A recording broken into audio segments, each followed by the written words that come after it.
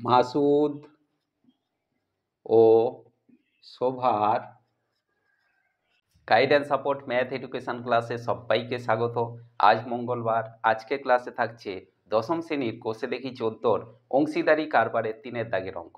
অঙ্কটা ভীষণ ইম্পর্টেন্ট অঙ্ক, প্রায়ই পরীক্ষাতে আসে, সুতরাং আজকের ক্লাস থেকে অঙ্কটা তোমরা ক্লিয়ারলি বুঝে নাও। এখানে ক্লাস 10-এর কোষে দেখি 14 অংশীদারি কারবারের 3 দাগের অঙ্ক আছে। দেখো, শোভা ও মাসুদ দুজনে মিলে 2,50,000 টাকায় একটি গাড়ি কিনে 2,62,500 টাকায় বিক্রি করলেন। গাড়িটি কেনার সময় শোভা মাসুদের 1.5 গুণ টাকা দিয়ে থাকলে কে কত টাকা লভ্যাংশ পাবেন তা হিসাব করে লিখি। ক্লাস 10-এর কোষে দেখি 14 অংশীদারি কারবারের আজকে ক্লাসে 3 দাগের অঙ্ক। এই 3 দাগের অঙ্কে আমাদের বলা হয়েছে একটা গাড়ি কেনা বেচার কথা। মনে করো এই গাড়িটার ক্রয় মূল্য 2.5 লাখ টাকা, আর এই গাড়িটা বিক্রয় করা হয়েছে 2,62,500 টাকায়। এখন এই যে গাড়িটার ক্রয় মূল্য অপেক্ষা বিক্রয় মূল্য বেশি, তাহলে এখান থেকে আমরা বুঝতে পারছি যে গাড়িটি কেনা বেচাতে তাদের লাভ হয়েছে। যে দুজন এই গাড়িটিতে ইনভেস্ট করেছিল তাদের লভ্যাংশের পরিমাণ কত হবে এটা আমাদের বের করতে হবে। এর জন্য আমরা প্রথমেই লিখব গাড়িটির ক্রয় মূল্য। ক্রয় মূল্য মানে কেনা দাম, কত টাকায় কিনেছে, না 2.5 লাখ টাকায় কিনেছে, তাহলে 2,50,000 টাকা, এই টাকায় গাড়িটা কেনা হয়েছে। তাহলে গাড়িটির বিক্রয় মূল্য কত? গাড়িটির বিক্রয় মূল্য কত টাকায় বিক্রি করেছে, না 2,62,000 টাকা। তাহলে 2,6,2,5,2 টাকা, 2,62,000 টাকায় বিক্রি করেছে। তাহলে লাভ হয়েছে কত টাকা? এখানে আমরা বের করে নেব বিক্রয় মূল্য মাইনাস ক্রয় মূল্য।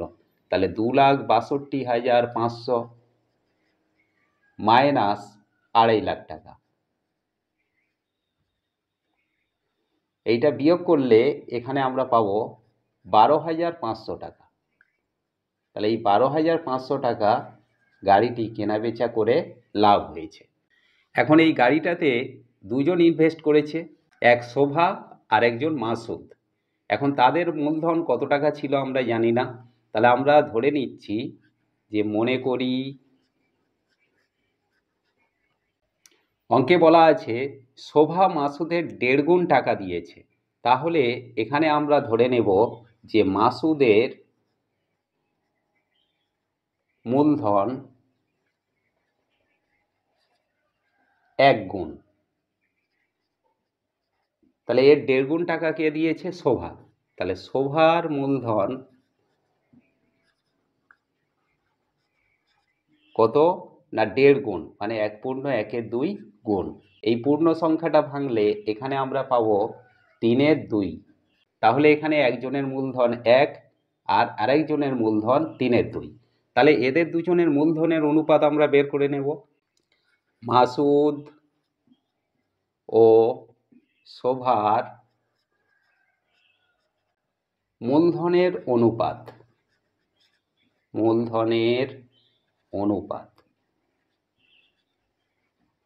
এই অনুপাত বের করার জন্য আমাদের মাসুদের 1:, শোভার কত, না 3/2। তাহলে এই দুটো লসাগু করলে আমরা পাবো 2। এই 2টা এখানে 1-এর সঙ্গে গুণ হবে, 3/2-এর সঙ্গেও 2 গুণ হবে। তাহলে এখানে 2 ওপর নিচে কেটে গেল, এখানে 2-1-2 আর ওপারে থাকলো 3, তাহলে 2:3। তাহলে এইটা হলো তাদের মূলধনের অনুপাত। লাভ হয়েছে 12,500 টাকা। তাহলে লভ্যাংশ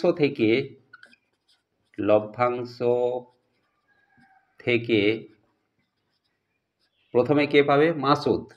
তাহলে মাসুদ পাবে কত টাকা, না 12,500 গুণ মাসুদের মূলধনের অনুপাত কত, না 2 ভাগ। তাহলে 2-এর এখানে দুটো যোগ করে বসাবো নিচে, 3-2-5, এবার এটা কাটাকাটি করলে 5 দুগুণে 10, 5 5-এ 25 আর দুটো শূন্য, 2500। এই 2500-র সঙ্গে 2 গুণ করলে 25 দুগুণে 50, মানে 5000 টাকা। এই টাকাটা কে পাবে? না, মাসুদ পাবে। তাহলে শোভা কত টাকা পাবে? তাহলে শোভা পাবে ওই 12,500 ইন্টু এর আনুপাতিক ভাগহার 3/5। এটা কাটাকাটি করলে সেই 2500 পাবো, আর 25 3-এ 75, 7,500 টাকা। তাহলে একজন পাচ্ছে 5,000 টাকা আর একজন পাচ্ছে 7,500 টাকা। এই দুটো টাকা যোগ করলে 7 5-এ 12,500 টাকা। এই যে গাড়িটি কেনা বেচা করে লাভ হয়েছিল সেই টাকা আমরা পেয়ে যাচ্ছি। তাহলে আমাদের প্রশ্ন ছিল যে লভ্যাংশ থেকে মাসুদ এবং শোভা কে কত টাকা পাবে? তাহলে মাসুদ পাবে 5,000 টাকা, শোভা পাবে 7,500 টাকা। আশা করি আজকের ক্লাস থেকে অংশীদারি কারবারের এই ইম্পর্টেন্ট অঙ্কটা তোমরা ক্লিয়ারলি বুঝতে পারলে। অঙ্কটাকে ভালো করে প্র্যাকটিস করতে থাকো। দেখা হচ্ছে পরবর্তী ক্লাসে।